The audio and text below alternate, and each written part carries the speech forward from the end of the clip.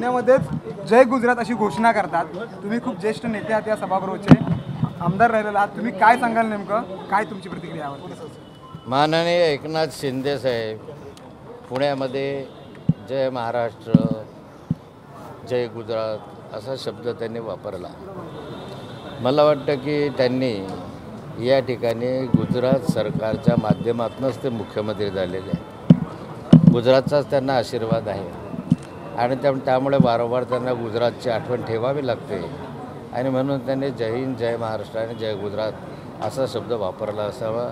किती लांबून चालन करावं याचं हे उत्तम उदाहरण। अमित शहा माझ्या पाठीशी खंबीरपणे उभे होते अडचणीच्या काळामध्ये, म्हणजे ज्यावेळेस बंड झाला त्यावेळेस अमित शहा हेच मास्टरमाइंड होते। अमित शहा मास्टरमाइंड होते ज्यावेळेस बंड झालं त्यावेळेस। मला नाही माहिती, मला विषय माहिती नाही। केडिया नावाचा एक उद्योगपती आहे, त्याने थेट राज ठाकरेंना आव्हान करणारा एक्सपोज केलेला आहे। मी 30 वर्ष मुंबईमध्ये राहतो पण मला मराठी येत नाही आणि मी शिकण्याचा प्रयत्न पण करणार नाही असं त्याचं म्हणणं आहे।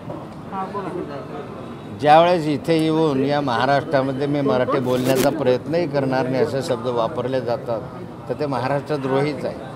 सरकारने अशा स्वरूपाचे जो लोक आहेत त्यांना कंपल्सरी मराठी बोलण्याच्या संदर्भामध्ये काहीतरी कृती केली पाहिजे।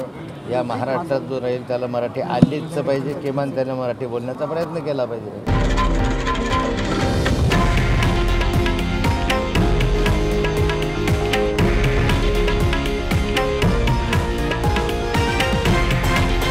हे आहे देशातील नंबर 1 न्यूज नेटवर्क आणि आपण पाहत आहात TV9 मराठी, एकमेव।